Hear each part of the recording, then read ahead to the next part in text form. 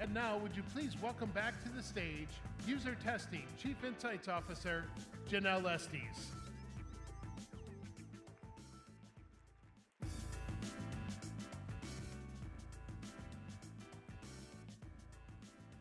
Hello. It's nice to see everyone on day 2, and hope you all had fun last night at the party. I know I did. So I'm really excited about this session. I'm going to be sitting down and chatting with Brian Solis. So Brian is a pioneer in the experience industry. He recently published a book titled X, which you all are going to get a copy of later, and we're going to be giving those out and signing them a little bit later in the conference. And we're going to chat through quite a bit. So I'm really excited to have him here. So please welcome Brian to the stage.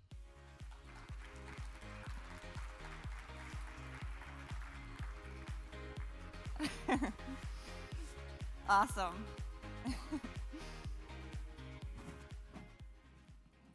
So welcome. Yeah, thank Thanks you. Hello, everybody. Here. Are you still in this? Yes. All right. Thank you so much for being here. We're so excited to have you here. Are you kidding me? This is amazing. It's great to be in New Orleans for the first time since before COVID. Yeah. So I'm just happy to be here with everybody. Yeah, awesome. So you recently published a book, X. Do you want to tell the folks I'll about give you guys a little bit of context. So I have been in the business of innovation and transformation since the 1990s. And why I share that with you is because I have been trying my best for over 20-something years to change C-suites of organizations, to be more modern, to be more experiential, to be more truly customer-centric rather than just a tagline, and have also then exercised when I needed to accelerate that work and experience with a lot of startups. So I also helped launch over 1,000 startups since the 1990s. And this book X is sort of a reflection of experience innovation for online and also in real world. And I'm also the global innovation evangelist at Salesforce, where I get my hands dirty every single day helping companies actually become customer-centric. Yeah, that's amazing. Sounds like I've got plenty of things that are keeping you busy and motivated. Oh, totally. And I'm also very excited for you and your book, User Tested. Thank you. So congratulations. Thank you. Thank you. So I would love to jump into some of the topics that both of our books kind of delve into. So one of the big themes that we've been talking about at this conference and what we really feel so passionate about is bringing the human back into the business. And maybe we can just chat a little bit about how do you do that in a world that is so obsessed and focused on data and numbers? Well, the world, there's a couple ways to talk about that, because the world needs to be more data obsessed. And the challenge is that most organizations are data siloed. So no matter how much data they have, it's never clean enough or integrated enough. It's never, the insights are never fast enough, and they're certainly not actionable in the ways that'll help all of us do our jobs better and also deliver customer experiences that they expect.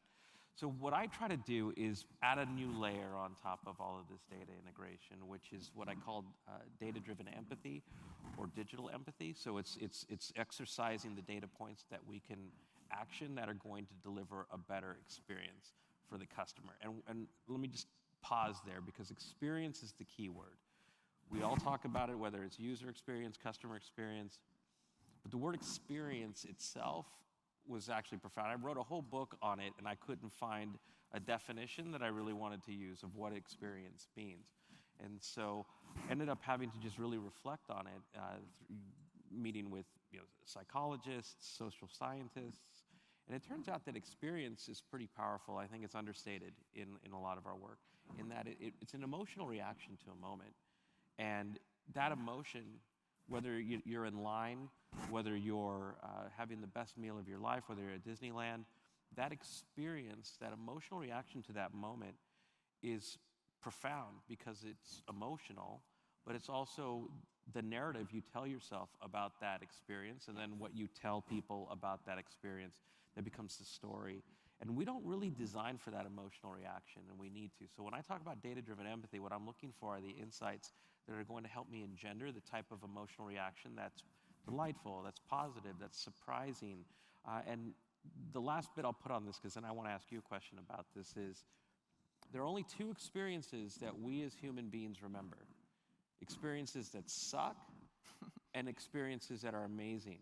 And everything else in between them, even if it's transactional, even if it's fluid, integrated, seamless, is forgettable. And that's counterintuitive, because the better we try to make those experiences or translate data into insights that facilitate those experiences to be forgettable, then that's not good for the experience either. So I think about the opportunity here to specifically fine-tune the data inputs and the insights, so we're not going crazy across all of the signals, but to help us deliver those moments that matter. Mm-hmm. And the thing that I'd love to hear, because you just got a whole brand new book out on this whole thing, is that you have an opportunity to work with customers and partners on what their data strategy is to experience design. And I'm curious, what you see from their standpoint of where they find success in making the case for data integration and collaboration. Yeah, absolutely. I mean, a lot of the work that we do is about bringing the data that we're looking at to life. And so usually what ends up happening at companies, and I'm sure you all can relate to this, is that you tend to be looking at the data from one angle, and usually it's an angle that is a chart or a graph or a number or something that doesn't tell you the whole story. And so the most successful companies that I see and how they're integrating these kind of, if you think about data sources, like bringing things together to get that whole picture, like the 360-degree view of the customer. Because without that, you're just really looking at, numbers, and numbers aren't memorable. I mean, we know with the science and psychology behind stories and storytelling, and you made the point about these moments that we experience are stories that we then tell ourselves. That's the same thing for people in your company who are building products. When they see the customer, that's a story as well. And those stories about the customers, and Tosca shared yesterday about that one quote that kind of floats around the company is, "I just want to know how I'm doing."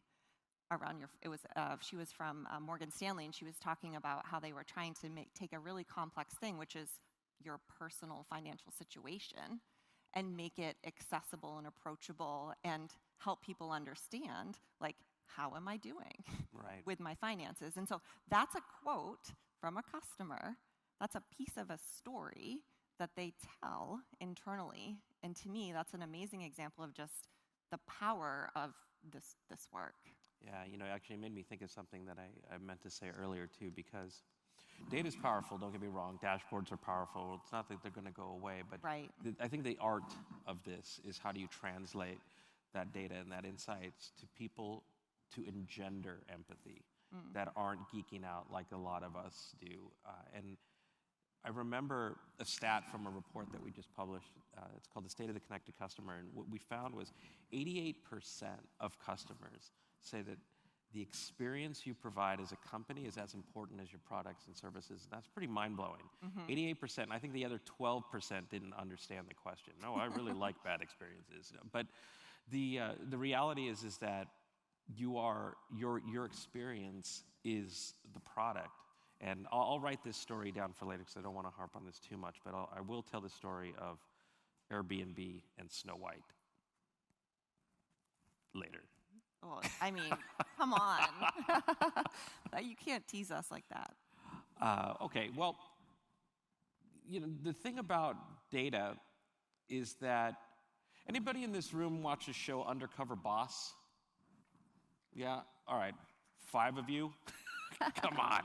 I love that show, even though it has the same ending every episode. The thing about the show is that it's the undercover boss moment, as I call it, is when an executive actually feels the empathy of what it's like to be an employee or what it's like to be a customer.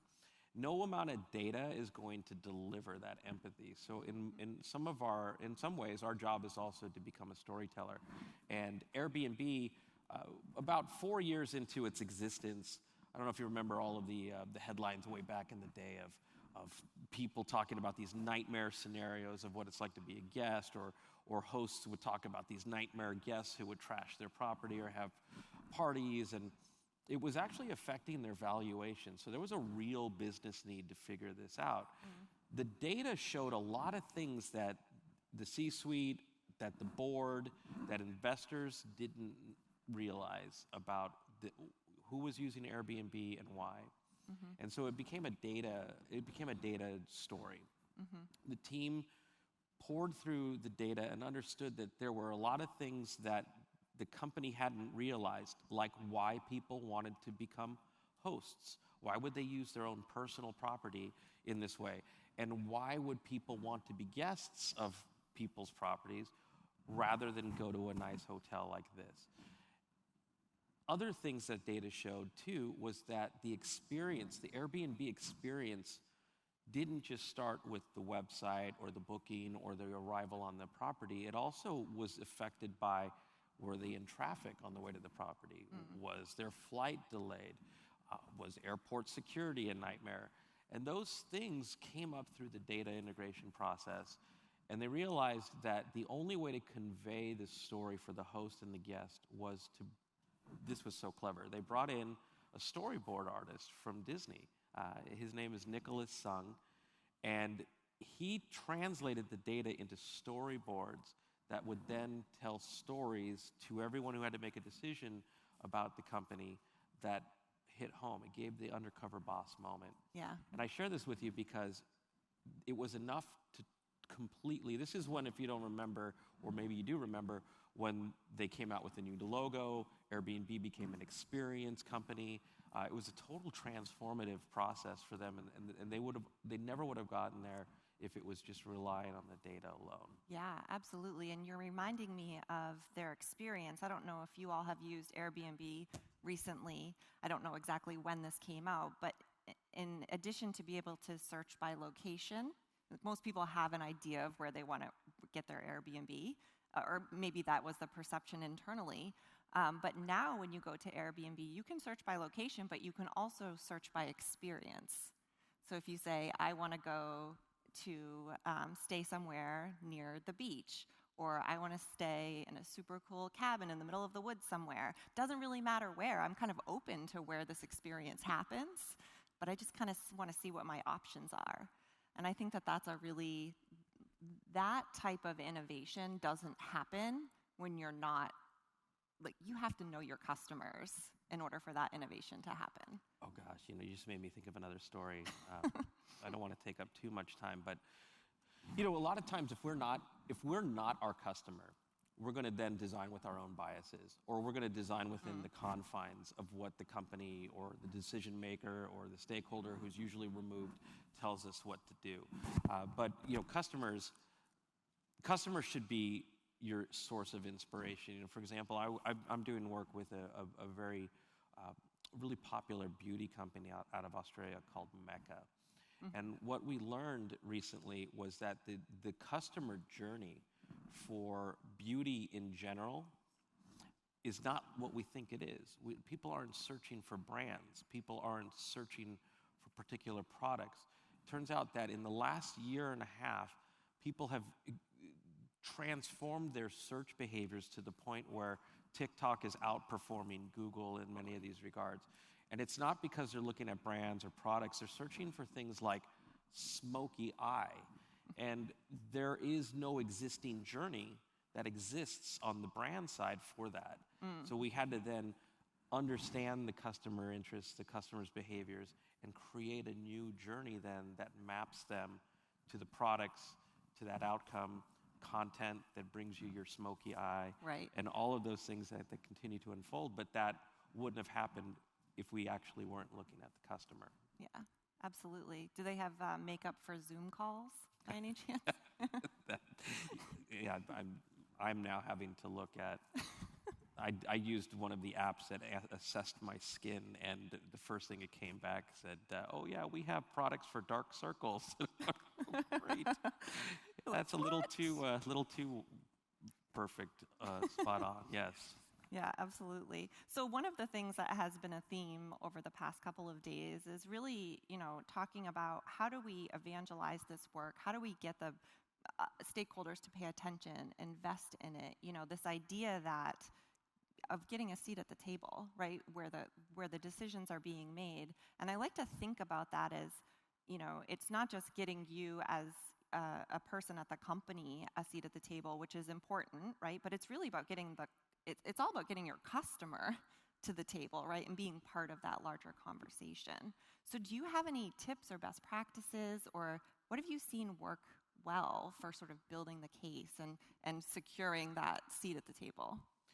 Well, the Airbnb story changed my approach. I used to just try to say, well, I know the answer, and I'll go get the data, and I'll make the case. I used to say that part of transformation, you had to be a cheerleader, to get everybody motivated, but you also had to have the chops of a really great lawyer, to present the evidence and make the case and bring about that change. But then I realized, though, that after that Airbnb story, I reached out to Nick Sung and invited him to teach me the art of storyboarding. And it turns out that I had always assumed that storyboarding was this process of putting together stills so that you can go through the sequence of what the movie will be before you make the investment in the animation. And for those who don't know, Walt Disney created it for the Snow White movie, which was the first animated motion picture. And that helped me sort of think about, of course they had to do stills because they didn't want to invent a motion picture until they had the story done. Sure. But it turns out that it's not about that. It's actually about you going through the exercise of understanding the character development. Is this character believable? Is it relatable? Is this story going to take you through the hero's journey, which is, I think, something we could talk about around not just the customer's journey, but are we creating that emotional journey for them? And if it's not, that's where they refine the story, is through the storyboarding process. And I stopped thinking about journey maps, and I stopped thinking about these traditional tools and started thinking about storyboarding, storytelling, and doing the hard work that executives are never going to do on their own. Right. The one thing that I also wanted to share with you in the answer was that they're not going to ever have that undercover boss moment on their own. They're not going to wake up one day and say, I went through this life-transforming experience in my dream last night. So we have to actually help deliver that undercover boss moment to them. And the other thing that I'd like you to think about is we also need to give empathy to them. Yes, we're overworked. We're probably underappreciated. We probably can't do all of the things that we want to do, but we can make the case. We can make the stories that help bring people to the table in ways that are relatable to them. So the empathy that I give to executives when I work with them is I try to understand what's their day in the life of. Their customers, even though they're your customers, their customers are also shareholders or other stakeholders or boards. A lot of the things that get in the way of their decisions are things like politics, things like egos, things like legacy thinking, biases. So I try to understand then how I would make the case or tell the story in a way that brings them to their goals, whether that's growth, whether that's changing net promoter scores, whatever their business goals are. I try to align the story I need to tell by representing the customer in a way that they'll never understand, but humanizing it in a way that they can't unsee. Because if they make a decision to not make those investments as a result of that very powerful story, then it's not my problem. It's their problem. And then I have bigger questions that I need to start to answer about where my time should be spent in that regard. But I will tell you this, that I really haven't met an executive that says, you know what, Brian, that sounds really good, but I don't really care about our customers. I think it's just showing it in a different light that makes them say, I never thought about it that way. Right. Yeah, absolutely. And I think the point about really understanding who you're delivering this information to or who you're telling the stories to is such an important point. We touch on it in the book a little bit. There's a woman I spoke to, Tabitha Dunn, who is head of customer experience at Ericsson, and she's been at a bunch of different global, big, massive companies, kind of legacy companies, and really trying to transform like how they do customer understanding. And the point that she makes in the book is that we do a really good job as professionals when we're trying to understand our customers, right? We're digging in, we're observing, we're really dissecting all of the information coming at us about who our customers are. But we don't do that same exercise with our internal customers. Not always, anyway. And so kind of taking your approach of how you go and look and watch and observe and understand your external customers, doing the same for your internal customers, and then delivering a message that resonates with them, I think that's the point you're making. Absolutely. The other point I'd like to make is your job is more important than I think a lot of people within the organization realize. And when customers are saying that the experience is your product, the other stat that's important is that if they know they're going to get a good experience, they'll spend at least 25% more for a similar product. So that means that there's margin in experience design as well. And I'll give you an example. It's actually in the book. Think about a paper airplane ticket. Those are the worst designed products I've ever seen. Think about a parking sign. I don't think anybody who's designed a parking sign has ever tried to read it in the moment when you need to figure out, can I park here? And this is sort of the importance, I think, of user research, is that if you can humanize the stress and the anxiety of this, you'll probably come up with a different parking sign than what a parking sign looks like. But people can't make the mental leaps to that. And the more that we can help them shed their biases, and help them make a decision to do the right thing, and we also make the business case around that, or collaborate with people who can help you make the business case, it always works out. Yeah. Well, it better anyway. Can I ask you a question though? Because sure. I don't know if I mentioned this, or I probably didn't. I'm also a digital anthropologist, and I had to become one because I couldn't make sense of the transformations that were taking place so quickly, like with the mobile phone revolution and the app economy and social media. And so spending more time understanding how technology was changing people, so then I can then apply that layer of research to the story, because most executives aren't their customers in that regard either, so that they could understand that. What are you seeing in terms of research that helps make the case for companies that then decide, like, I never saw it that way, we've got to try something different? Interesting. Yeah, I mean, I think a lot of it is the research and kind of what we see is that direct exposure to customers. So, one of the things that we've been talking about is storytelling, right? And why that's so important and how it can help you build the case. But oftentimes it's you telling the story and somebody listening to the story. I think there's something interesting about having people actually experience that story for themselves. So having that direct exposure to customers, and really, instead of you being the messenger, getting people to actually make that direct connection. So powerful. Yeah. You just made me think of, back in the day, I was doing work with Tony Hsieh, who was the founder of Zappos.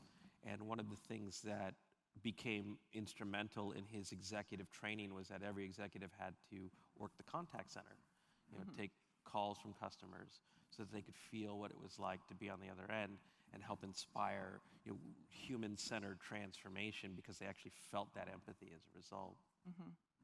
Yeah, absolutely. Can we switch over to talking about the future? I think there's so much exciting stuff happening, and I think we're really at the start of something really big. I mean, as someone, and you've been in this field for a long time as well, I mean, just the growth that we've seen as an industry, when I started my career, there was no such thing as like UX. Or there was, but there's probably like 100 jobs available total, you know? And now it's sort of something that every company has decided to invest in and puts value in. And just seeing that explosive growth, I mean, I always tell the story of when I first started this work, I felt like I was like a superhero and I had a superpower that no one else knew about. You know, getting out of grad school and feeling like I had this like really interesting skill set that no one else could really emulate very easily.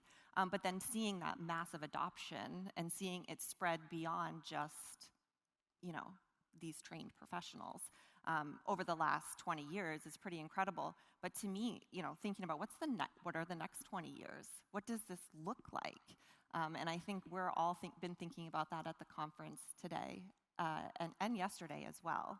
I mean, I'll just share one idea, and then I'd love if you have any stories or what you see as the future. So I don't know if any of you all have heard of the Shoah Foundation. They're based in LA, I believe.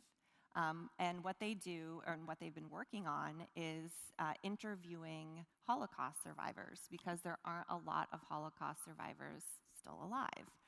And what they are trying to do is preserve these people.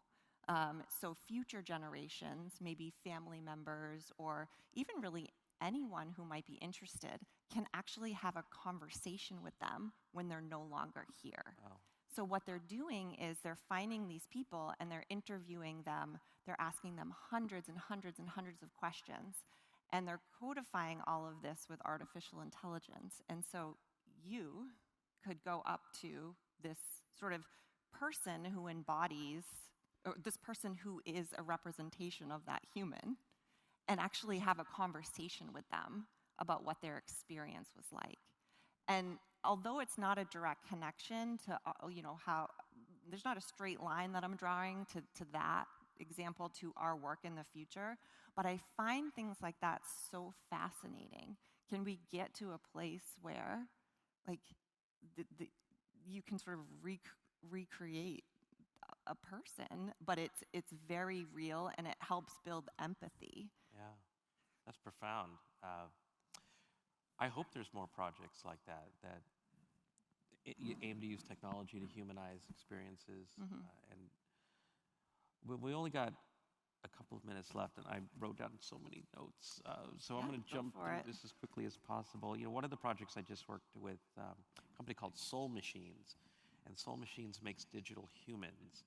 And digital humans, the first thing that people think about is that they're going to replace real people, but in fact it's meant as an augmentation to free up people from doing the less mundane things to focus on more creative work.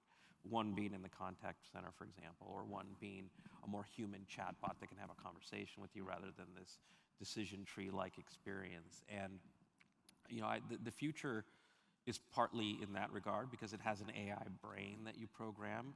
But the thing about AI is that it has to be data-driven, and so you still need that data, and you have to have the customer data necessary to be able to sort of personalize that engagement in real time so that a digital human could talk to you as if it was a real person with empathy, this digital warmth that I believe is a big deal. But I also think that all of the things we talked about today are going to be the building blocks for a more human-centered world. I hope so, anyway.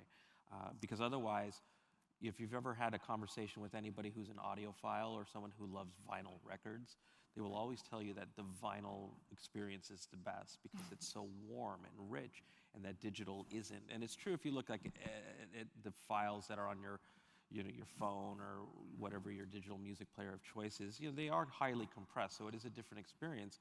So that means that we have to think about the future of designing warmth into digital, designing those experiences, not just user experiences, but designing those experiences.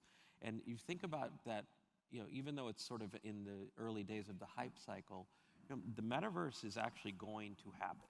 It's going to happen in different stages, but the most important stage being what happens in the next 10 years, which is let's not go all Ready Player One and think about headsets on your face, but think about a three-dimensional web, because that's what the first phase of the metaverse is going to look like. So instead of, you pick e-commerce, for example.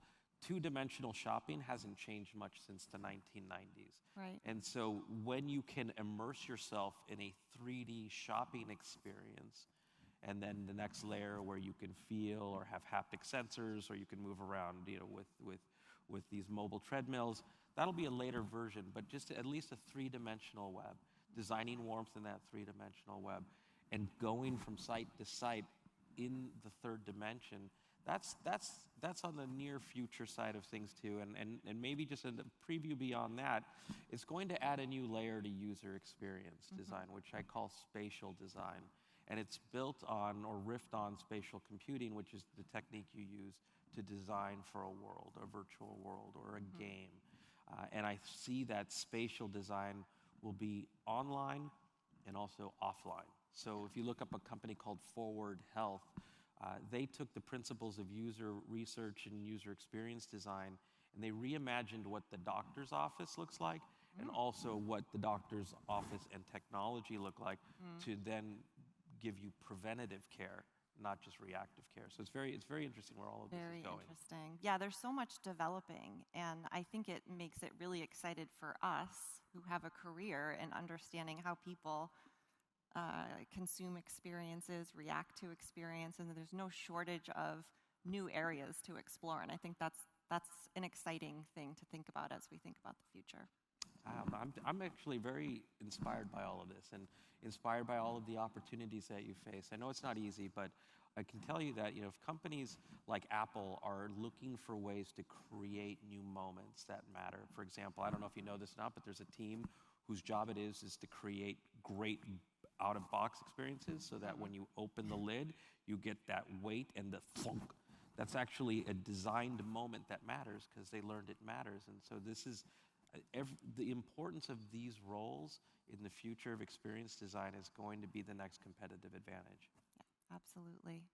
I feel like we could keep going here for quite a while, but we are out of time. We have actually gone a few minutes over, so thank you so much, Brian. This was amazing. And we're going to be doing a book signing at the closing reception, so would love to see you all there. Yeah, I'm looking forward to it. Thank you very much, everybody. Janelle, thank you so much. All right.